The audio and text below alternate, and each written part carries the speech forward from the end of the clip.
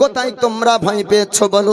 তখন তারা বলল, ভাই মোহাম্মদ আর জঙ্গলে থাকা যাবে না, কেননা হিংস্র জানোয়ার বাঘ ভাল্লুক ভেড়ভেড়িয়ারা হিংস্র জানোয়াররা আমাদের বকনিগুলাকে ঘেরাও করেছে, আটক করে রেখেছে। আমরা যদি কিছুক্ষণ দেরি করি তবে আমাদের উপর আক্রমণ করবে আর আমাদেরকেও ভেড়ভেড়িয়ারা খেয়ে নিবে। ও ভাই মোহাম্মদ, জান যদি বাঁচাতে চাও তবে বাড়ির দিকে পালিয়ে আসো। আমার নবী বললেন, ভাই তোমরা একটু দাঁড়িয়ে যাও, আমি বাঘ ভাল্লুকের সঙ্গে একটু কথা বলবো। বাবারা ভাইদের, মানুষ বাঘের সঙ্গে কথা বলবে, সাধারণ মানুষ যদি হয় বাঘ কি তার তাজিম করবে? বাঘ কি তার তাজিম করবে, স্বাগতম করবে, আর বাঘ আনন্দ করে তার নরম মাংসটা আপনার খাবে? কিন্তু না না, দয়ার পয়গম্বর দয়ার নবীর সম্পর্কে বাঘ আপনার জানে, ভাল্লুক আপনার জানে। নবী বলছেন, ভাই গো তোমরা একটু দাঁড়িয়ে যাও, আমি বাঘের সঙ্গে কথা বলবো, আমি ভাল্লুকের সঙ্গে কথা বলবো, ওই বকরিগুলোকে তাদের কাছ থেকে আনবো। কিন্তু দুধ ভাইয়েরা জানতো না রহমতের নবীর পাবার, তারা আপনার জানতো না ইনি আল্লাহর হাবিব। তাই বলছেন, ভাই মোহাম্মদ বাঘের ভাষা কি আপনি বুঝতে পারবেন? আপনার ভাষা কি বাঘ বুঝতে পারবে? আপনি জান যদি বাঁচাতে চান তবে আমাদের সঙ্গে আসুন। আমার দয়ার নবী মায়ার নবী বাঘের দিকে আপনার ছুটতে লাগলেন। আর বাঘের সামনাসামনি যখন হয়ে যায়, বাঘ বকরি খাওয়ার জন্য না, খাওয়ার জন্য না, আমার নবীর নুরানি চেহারা দেখার জন্য। বাঘ বকরি খাওয়ার জন্য ঘেরাও করেনি, এ পুরো আয়োজন সাজিয়েছে নবীর নুরানি চেহারাকে দেখার জন্য। আল্লাহ নবী হাবিবুল্লাহ, আল্লাহর পয়গম্বর, উম্মতের দরদি নবী আমার জিজ্ঞেস করলেন, বাঘরে একটু তুই বল কেন বা বকনি ঘোড়াকে ঘেরাও করেছিস? বাঘের ভাষা নবী বোঝেন, নবী আপনার বাঘের ভাষা শুনতে পান। বাঘ বলছেন, হুজুর এক নয় দুই নয় কয়েকটা বছর কেটে গেল, আপনার নুরানি চেহারা দেখার সাহস আমরা পাইনি। গ্রামবাসীরা আমাদেরকে যদি দেখে বললাম আমাদেরকে মারবে, তীরের আঘাত করবে। গ্রামবাসীরা আমাদেরকে আপনার কাছ পর্যন্ত যেতে দিবে না। ইয়া রাসূলুল্লাহ, ইয়া হাবিবাল্লাহ, তাই আপনাকে দেখার জন্য আজকে ছাগলগুলাকে ঘেরাও করেছি, আজকে আপনাকে দেখার জন্য বকরিগুলাকে আটক করেছি। বলে, হুজুর আপনাকে দেখার জন্য আজকে লোভ লালসকে আমরা ত্যাগ করে দিয়েছি। আমাদের সামনে কোনোদিন খরগোশ আসে না, আজ দেখুন আমাদের এই পুরো জঙ্গলের পশু এক জায়গায়। ইয়া রাসূলুল্লাহ, বাঘ দেখলে হরিণ পালাবে, হরিণ দেখলে বাঘ হরিণের উপর হামলা করবে, কিন্তু না না, আজকে রহমতের নবী দেখার সুযোগ পেয়েছি। ইয়া রাসূলুল্লাহ, পুরো জঙ্গলের পশুরা আজকে এক জায়গায়, বাঘ ভাল্লুক হরিণ সিংহ সবাই এক জায়গায় মিলে হুজুর আপনাকে দেখার জন্য আমরা সবাই এসেছি। ইয়া রাসূলুল্লাহ, আপনার নুরানি চেহারা দেখার পর আমাদের ভোগ মিটে যায়। ইয়া রাসূলুল্লাহ, তাদের উপর হামলা করার কোনো ইচ্ছা নেই। আর যতদিন পর্যন্ত এই জঙ্গলে আপনার বকরি থাকবে, জঙ্গলি জানোয়ার হিংস্র জানোয়ার কেউ আপনার বকরির ক্ষতি করবে না। জোরে বলুন সুবহানাল্লাহ। নবী পাকের বাল্যকালের কথা বলবো। আমার আল্লাহ পাক এই দয়ার নবী মায়ার নবীর বাল্যকালে আপনার সিনা চাক করিয়েছিলেন, আপনার সিনাকে দুই ভাগে বিভক্ত করেছিলেন। দুই দিন জঙ্গলের ঘটনা কাটলো, এইদিকে বাচ্চারা আপনার গিয়েছে বাড়ি পর্যন্ত। ও মা জননী একটু আসুন, আপনার পুত্র মোহাম্মদ বাঘের সঙ্গে কথা বলার জন্য গিয়েছে। বাঘ তাকে ছাড়বে না, হিংস্র জানোয়ার ছাড়বে না। হালিমা তো সাদিয়া গ্রামবাসীদেরকে বললেন, ওগো গ্রামবাসীরা একটু আসুন আসুন, জঙ্গলে আমাদেরকে যেতে হবে। বাঘের সামনে চলে গিয়েছে। মক্কা শহরের ওই বাচ্চা মোহাম্মদ বাঘের সঙ্গে নাকি কথা বলবি? বাঘ মনে হয় আমাদের ওই সুন্দর চেহারার বাচ্চাকে এতক্ষণ মনে হয় খেয়ে ফেলেছে। গ্রামবাসীরা বল্লম নিয়ে তীর নিয়ে আপনার চোটে শুরু করলো। হালিমাতুস সাদিয়া দূর থেকে লক্ষ্য করে দেখলেন বাঘ যেন আদবে গরদান নবীর কাছে ঝোঁকায়। হালিমা বলেন, ওগো বেটা মোহাম্মদ, একটু বাঘের কথা আমাকে বলো।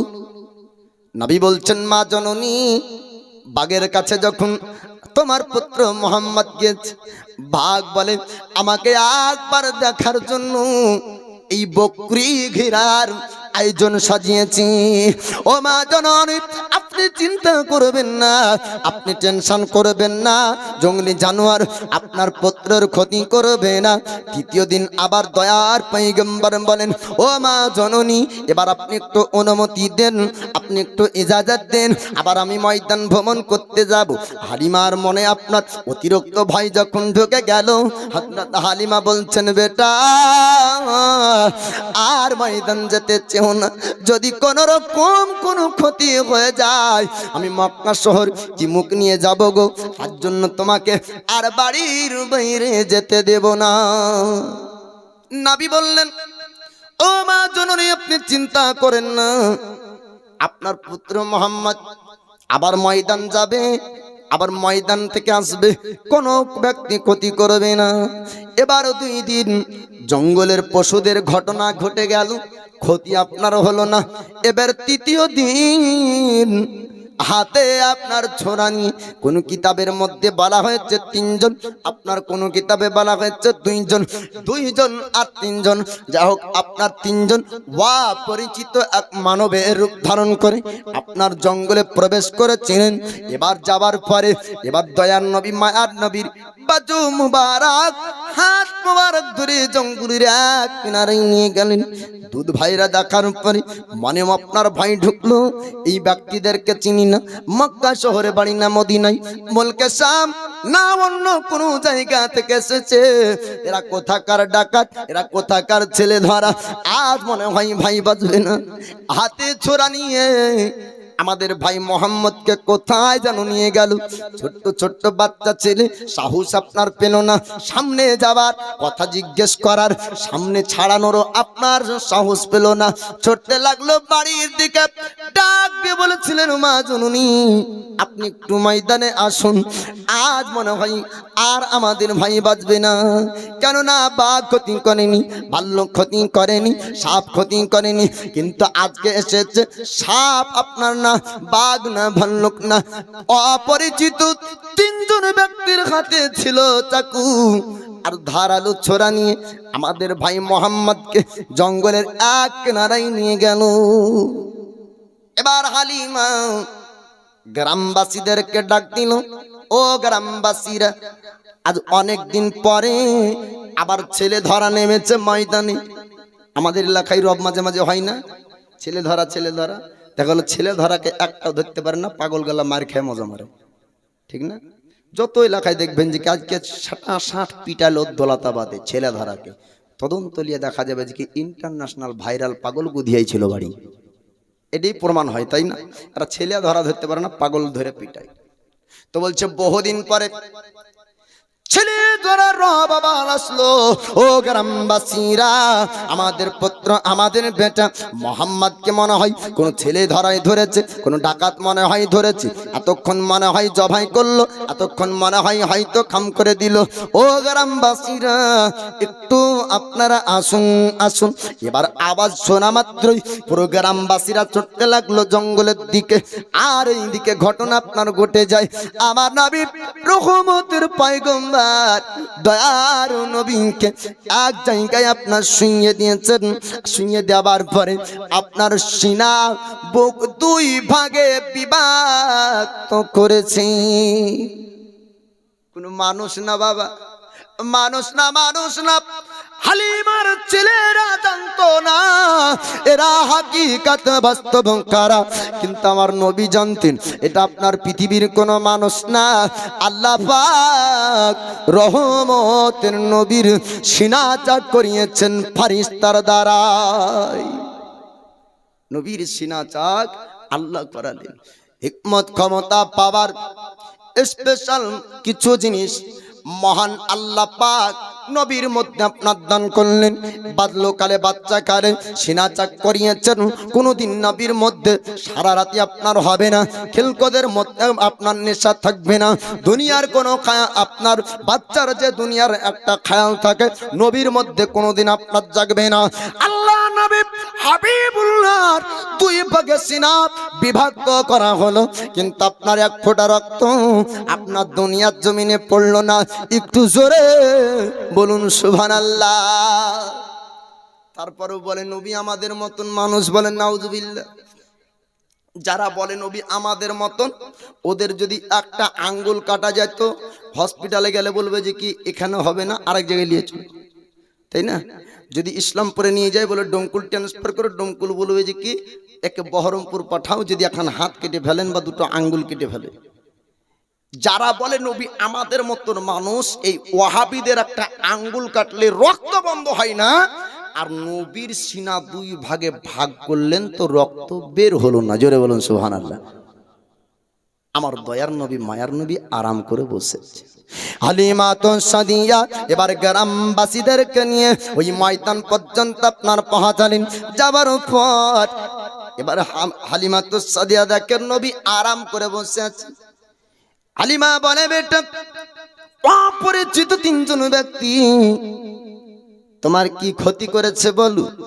নবী বলছেন মা জননী গো, আমার সিনাকে দুই ভাগে ভাগ করলো। হালিমা তুই চোখ দিয়ে পানি ঝরতে লাগলো। ও বেটা মোহাম্মদ, তোমার কি লাগেনি? যন্ত্রণা হয়নি, বেদনা হয়নি, কষ্ট পাওনি? নবী বলছেন মা, আমার সিনা যখন তারা কাটলো এক ফোঁটা রক্ত পর্যন্ত জমিনে পড়েনি, একটু যন্ত্রণাও হয়নি, একটু ব্যথাও হয়নি, বেদনা হয়নি। আর অপরিচিত কোনো ব্যক্তি তারা ছিল না। ওগো মা জননী, তারা ছিল আল্লাহর ফেরেশতা। মানুষের রূপ ধারণ করেছেন আল্লাহ পাক, মানুষের রূপে তাদেরকে পাঠিয়েছিলেন। আর আমার সিনাকে দুই ভাগে ভাগ করলেন। আমার সিনা চাক করা হলো, আমার ভিতরে আল্লাহর পাঠানো কিছু জিনিস আল্লাহর মালায়েকা আপনার দিয়ে গানি। বাল্যকালে তিনবার এই ঘটনা ঘটে যাওয়ার পরে হালিমা বলছেন ঘরে যতই বরকত হোক না কেন, ভয় যেহেতু ঢুকেছে আর বাচ্চা রাখা যাবে না। হালিমাতু সাদিয়া 6 বছর বয়সে দয়ার নবী মায়ার নবীকে আমিনার কাছে নিয়ে গেলেন। বলার উদ্দেশ্য ছিল বাপ যে দয়ার নবীর বাল্যকাল কিয়ামতের সকাল পর্যন্ত কোন ব্যক্তির বাল্যকালের সঙ্গে মিলবে না। একটু জোরে বলবেন না সুবহানাল্লাহ। দয়ার নবীর জওয়ানি কাল কিয়ামতের সকাল পর্যন্ত কোন ব্যক্তির জওয়ানি কালের সঙ্গে মিলবে না। দয়ার নবীর জাহিরি 63 বছরের জিন্দেগির এক মুহূর্ত কোন সাধারণ মানুষের সঙ্গে তুলনা হবে না। 40 বছর বয়সের আগ পর্যন্ত দয়ার নবী মায়ার নবীকে বেধর্মী মক্কাবাসীরা উপাধি লাকাব টাইটেল দিয়েছিল আমানতদার বিশ্বাসী আল আমিন। জোরে বলুন সুবহানাল্লাহ। 25 বছর বয়সে নবী আমার মক্কার জমিনের সমস্ত খানদানের সরদারদের কাছ থেকে একটি সম্মানজনক শব্দ পেয়েছিলেন, উত্তম ফয়সালাকারী মোহাম্মদ। কারণ মোহাম্মদ যে ফয়সালা করবে উত্তম ফয়সালা। নবীর বয়স 20 বছর, জঙ্গে ফজর হয়। জঙ্গে ফজর হবার পরে নবী বললেন মক্কাবাসী তোমরা শোনো, খানদানে খানদানে যুদ্ধ করে অসহায় মানুষদের জীবন যায়, অসহায় মানুষদের জীবন যায়। গ্রামে কাজে লাগবে দেখবেন যারা কাজ করে তারা। নবী বলছেন মক্কাবাসীরা নবুয়ত প্রচার হয়নি, কালেমার প্রচার হয়নি, মুসলমান আপনার এলান হয়নি, ইসলাম ধর্মের প্রকাশ হয়নি, নবীর নবুয়তকে স্বীকার করেন, আপনার নবুয়তের স্বীকার নবুয়তের প্রকাশ হয়নি, নবী দাবি করেননি। 20 বছর বয়সে নবী বলছেন মক্কাবাসী তোমরা শোনো, যদি তোমরা এই ঝামেলা না করে যদি কোনো সমস্যার সম্মুখীন হও তাহলে আলোচনা মাফিক সমাধান করতে শিখো। মক্কাবাসীরা বলেছিল মোহাম্মদ উত্তম পরামর্শ দিয়েছে, আর আমরা ময়দানে আমরা লড়াই করব না, বরং আলোচনা মাফিক আমরা সমাধান করব। ওই দিন থেকে নবীকে সমাধান করতে দিত মক্কাবাসীরা, আর নবী যেটি সমাধান করে দিতেন উত্তম সমাধান হতো। বলুন সুবহানাল্লাহ। এই উত্তম ফায়সালা সমাধান করার একটি কথা বলবো। নবুয়তের প্রকাশ হবার আগে আল্লাহর পবিত্র ঘর কাবা, এই কাবার মেরামত করেছিলেন দয়ার নবী মক্কার সমস্ত খানদানের ব্যক্তিদেরকে নিয়ে। সেই দিনে নবী একটি ফায়সালা করেছিলেন। কি ফায়সালা ওটি আপনাদেরকে শোনাবো, তবে মহাব্বতে একটু দরুদের নজরানা পেশ করুন। আল্লাহুম্মা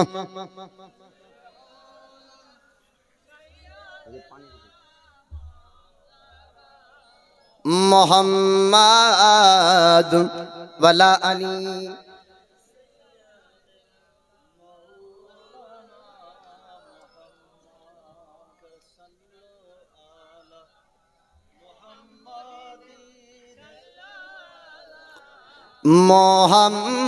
मोहम्मद हरदम ज़बान से निकालो, हरदम ज़बान से निकालो, सफ़ी अला मोहम्मद अकबर देखा दाओ দয়ার নবী গো, আমরা নয়ন ভরে তোমায় দেখব। এই গজল নাথ অন্য শোরুম থেকে আসে না। একটা ওয়াকিয়া ঘটনা চলাকালীন বলাটা ঠিক হবে না, কিন্তু নাবির নাথ হাসান বিন সাবিত পড়তেন। নাবির নাত নাবি খুদ পছন্দ করতেন। সাহাবা নাত পড়তেন। নাত পড়া সাহাবীর সুন্নাত, আর নাত মনোযোগ সহকারে শ্রবণ করা এটা রাসূলুল্লাহর সুন্নাত। তবে বাপজি আমার পিছনের যে ভাইরা আছেন একটু আগে আসেন। এই নাতটা বলেই আমি ওই ঘটনাটুক বলবো যে নবী উত্তম কি এমন ফায়সালা করতেন যাতে সবাই খুশি হয়। এটা একটু আপনাদেরকে শোনাবো। বাপ নবীর জীবনী অনেক লম্বা চওড়া। আপনাদের এই গ্রামের ভাত খেয়ে 3 বছর পড়েছি কালুপুর মাদ্রাসা। আমার প্রথম জীবনে হাতে কায়দার আলিফ বাতাসা পড়া এটি আপনাদের মাদ্রাসা থেকে তৈরি। তারপরে অন্য কোনো জায়গায় পড়েছি। এখান থেকে পড়ে গিয়ে আপনাদের সকলে পরিচিত মুফতি মুনাজির আহলে সুন্নাত হযরত আল্লামা কারি মাওলানা মুফতি আলী হোসেন কাদরি সাহেব, উনি আমার জীবনে শিক্ষা দিয়েছেন এবং জীবনের চলার দিকটাও উনি আমাকে তৈরি করিয়েছেন, শিক্ষা দিয়েছেন, আর ওনার পরামর্শে চলেছি। বলার উদ্দেশ্য হলো এই, দয়ার নবী মায়ার নবীর আলোচনা ভক্তি সহকারে শুনছেন। নবীর জীবনী অনেক লম্বা, 5 রাত্রি 7 রাত্রি জীবনী হলে তারপরও শেষ করা যায় না। তো নবীর ইশক মহাব্বত প্রেম ভালোবাসায় যদি কোনো ব্যক্তি নেক নিয়াত করে আর স্বপ্ন যোগে যদি একবার কোনো ব্যক্তি নবীকে দেখে নাই, স্টেজে বসে আছেন ইনি আমার শিক্ষক, আমার উস্তাদ, আমি ওনার ছাত্র, অনেক জ্ঞানী ব্যক্তি আপনাদের মাদ্রাসায় আছে। নবী বলছেন কোন ব্যক্তি যদি আমার কোন উম্মত উম্মতিরা রাত্রিবেলায় স্বপ্ন যোগে একবার আমাকে দেখে নাই, তাহলে সে যেন ডাইরেক্ট আমার সঙ্গে দিদার করলো। কেননা শয়তান প্রধানমন্ত্রীর রূপ ধারণ করতে পারে, আমার নবীর রূপ ধারণ করতে পারে না। জোরে বলুন সুবহানাল্লাহ। নবীর চেহারার নকল শয়তান করতে পারে না। তাই নবীকে যেন স্বপ্ন যুগে একবার দেখার সুযোগ পাই, এই আশা আকাঙ্ক্ষা নিয়ে একটু হাত উঁচু করে বলেন ইয়া রাসূলুল্লাহ, ইয়া রাসূলুল্লাহ একবার দেখা দাও দয়ার নবী গো, আমরা নয়ন ভরে তোমায় দেখব ইয়া রাসূলুল্লাহ, আমরা মন ভরে তোমায় দেখব। মদিনাতে আছেন নবী অনেক বহুদূরে, কিন্তু আমরা রাখি তারে বুকের ভিতরে। মদিনা মদিনাতে আছেন নবী অনেক বহু দূরে, কিন্তু আমরা রাখি তারে বুকের ভিতরে। দেখা দাও স্বপ্নেতে, কথা বলবো গোপনেতে। দেখা দাও স্বপ্নেতে, কথা বলবো গোপনেতে। আমরা অনেক কথা তোমায় বলবো, আমরা অনেক কথা তোমায় বলবো। দিলের সাদ মেটায়া তোমায় দেখবো, একবার দিদার দাও দয়ার নবী গো।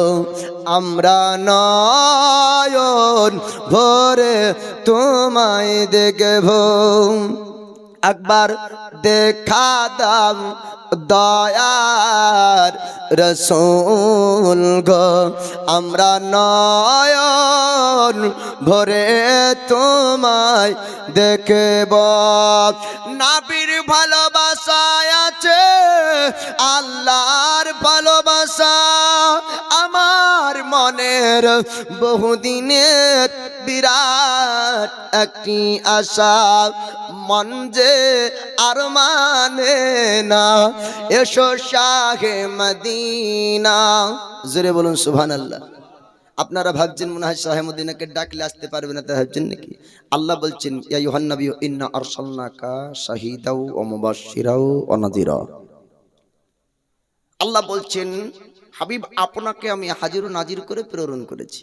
নবী চাইলে আপনার ঘর ও আমার ঘরে আসতে পারেন। তাই বলছে মন যে আর মানে না, এসো শাহে মদিনা। মন যে আর মানে না, এসো শাহে মদিনা। আমরা মনের দুয়ার খুলে রাখবো, আমরা মনের দুয়ার খুলে রাখবো। দিলের সাদ মেটায়া তোমায় দেখবো, একবার দিদার দাও দয়ার নবী গো। আমরা নয়ন ভরে তোমায় দেখবো ইয়া রাসূলুল্লাহ। আমরা মন ভরে তোমায় দেখবো। যখন ছিলেন দয়ার নবী মাহালিমার বাড়িতে, বাগে এসে ছাগল নিল চরওয়াগা থেকে। যখন ছিলেন দয়ার নবী মাহালিমার বাড়িতে, বাগে এসে ছাগল নিল চরওয়াগা থেকে। বাঘ বলে ছাগল আমরা খাবো না, নবীকে দেখার বাহানা। ছাগল আমরা খাবো না, নবীকে দেখার বাহানা। নবী আসলে কদম ধরে চুম্বো, নবী আসলে কদম ধরে চুম্বো। দিলের সাদ মিটায়া আমরা দেখবো, একবার দেখা দাও দয়ার নবী গো। আমরা নয়ন ভরে তোমায় দেখবো, একবার দিদার দাও দয়ার রসূল গো। আমরা নয়ন ভরে তোমায় দেখবো। একদিন আমার দয়ার নবী যাচ্ছেন রাস্তায় ঘাটে, হরিণ দেখে বলেন আমার নবীজিকে ডেকে, ছেড়ে দেন আজ আমার বাঁচা আছে বনহারে। ছেড়ে দেন আজ আমার বাচ্চা আছে অনাহারে। আমি দুধ পিলায়া আবার ফিরিব, আমি দুধ পিলায়া আবার ফিরিব, এসে মন ভরে নবী গো দেখব, একবার দেখা দাও দয়ার নবী গো, আমরা নয়ন ভরে তোমায় দেখব ইয়া রাসূলুল্লাহ, আমরা মন ভরে তোমায় দেখব। তো দয়ার নবী মায়ার নবীর নবুয়তের আগে কেমন ব্যবহার ছিল, নবীর আখলাক কেমন ছিল, নবীর চরিত্র কেমন ছিল, আমার মহান আল্লাহ পাক নবীর চরিত্র ব্যবহার সম্পর্কে বলে যে আমার হাবিবের চরিত্র হলো উত্তম চরিত্র। জোরে বলুন সুবহানাল্লাহ।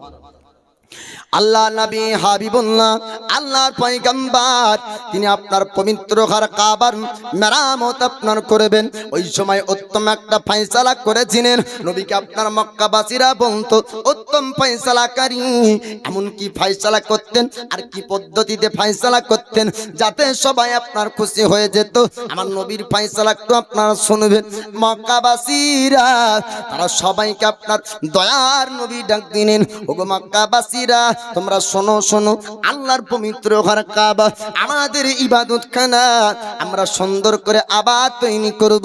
আমার নবী ডাক দিলেন, পুরো মক্কার মানুষ তারা সবাই আপনার জমায়েত হলো।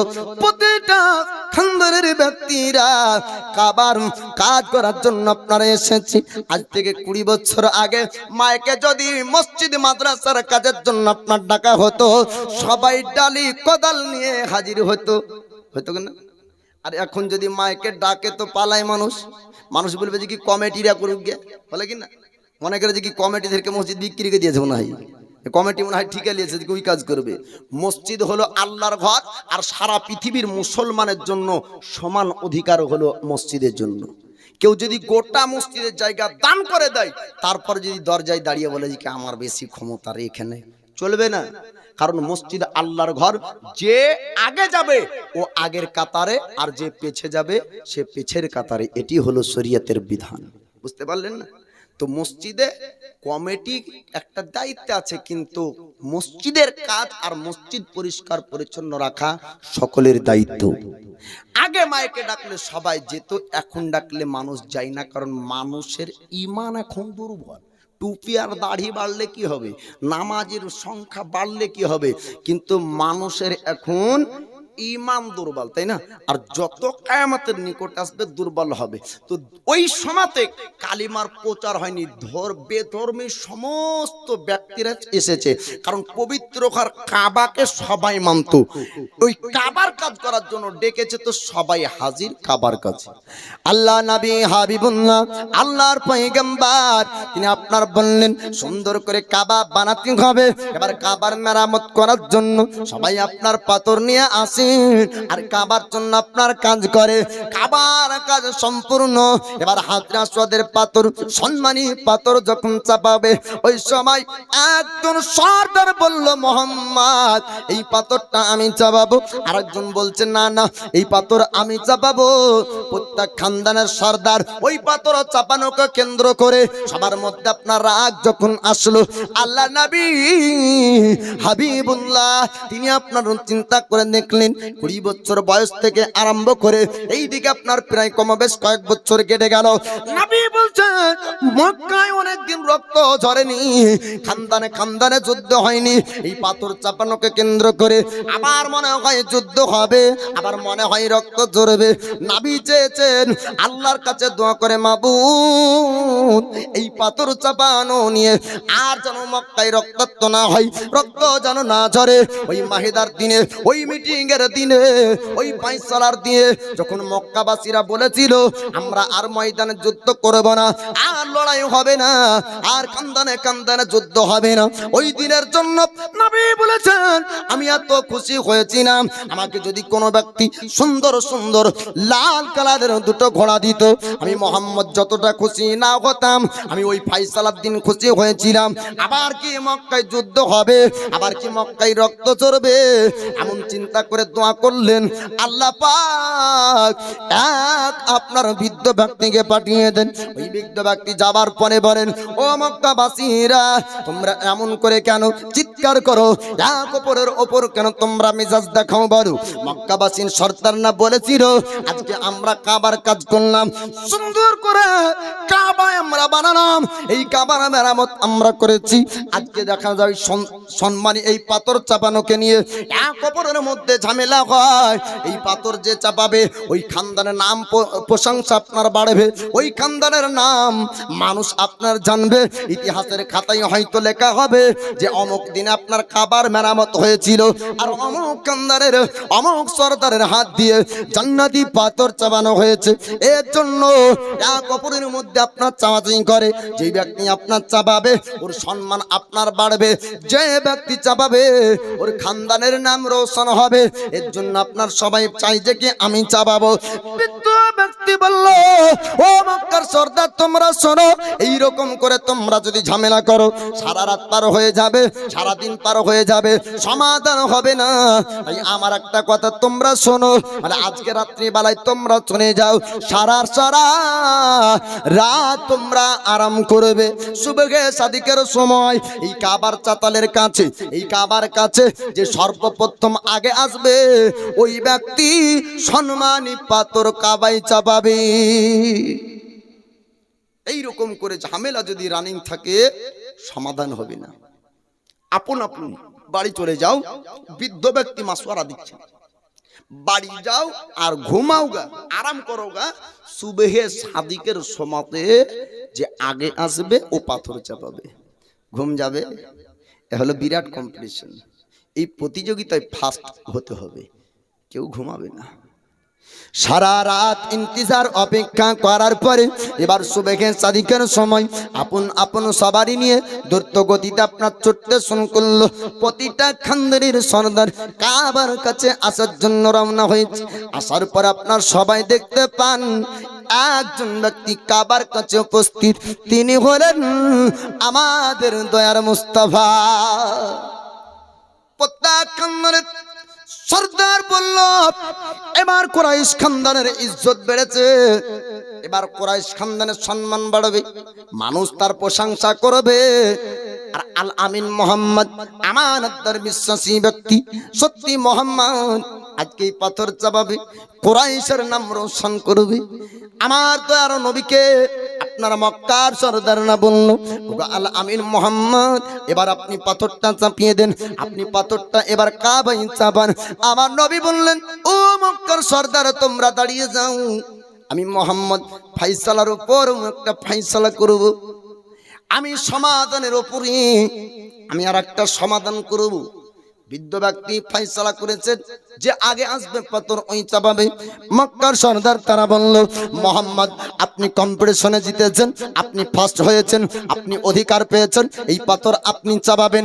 দেখবেন প্রতিযোগিতায় ফার্স্ট আর সেকেন্ড থার্ড হয়, সেকেন্ড যেই ব্যক্তি হয় পুরস্কার পাওয়ার পরে মন তার মানে না, একবার বলে যে কি আর একটু যদি হইতো তাহলে ফার্স্ট হইতাম, বলে কি বলে না, মন তার বলে আর একটু রে, যদি দড়িতে হাত আমার পড়ে যেত ফার্স্ট, মানে সেকেন্ড হওয়ার পর মন মানে না।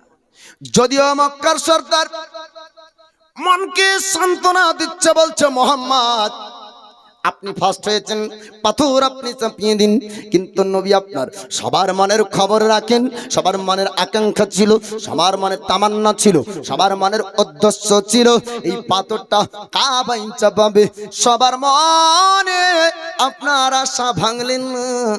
আমার নবী বললেন, ও মক্কার সর্দার তোমরা শোনো শোনো, একটা পাথর, ওই পাথরটা কি একটা চাদরের উপর রাখলেন আর বললেন প্রতিটা খানদানের সর্দার আমার এই চাদরের কাছে তোমরা আসো। সবাই আপনারা আসলো। আসার পরে নবী বললেন, আমি হাত রাখবো, আমার সঙ্গে তোমরাও হাত রাখো।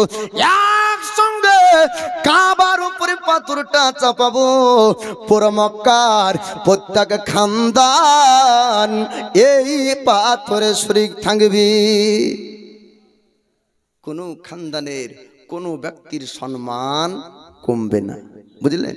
সবার চাপানো হলো, সবার মনের আকাঙ্ক্ষা মিটলো, সবার হিংসা দূর হয়ে গেল, ঝামেলা মিটে গেল, এমনকি সবার মুখে হাসি ফুটলো, সবার মুখে হাসি দয়ার নবী ফুটালেন।